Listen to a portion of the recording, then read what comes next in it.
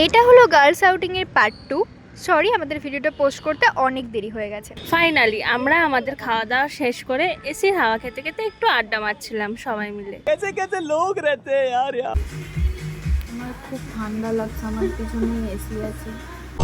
আমার ভালো লেগেছে খাবারের কোয়ালিটি ঠিকঠাক।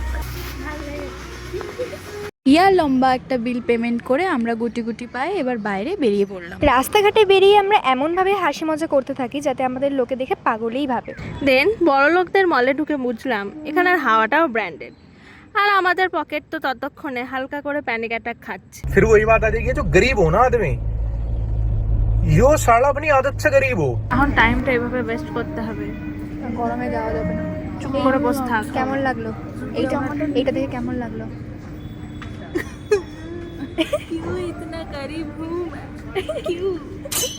এই প্রচন্ড গরমে আমাদের একমাত্র ডোপামিন হলো আইসক্রিম, তাই বাইরে বেরিয়েই আমরা সাথে সাথে আইসক্রিম খাওয়া শুরু করলাম। সারাদিন ধরে প্রচুর ঘোরাফেরা করে আর ফাজলামো মারার পর এবার আমাদের সময় হয়েছে বাড়ি ফেরার।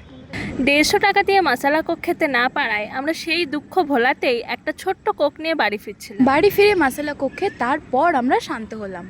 Please, our beautiful viewers, subscribe our channel and like, comment. That's it for today.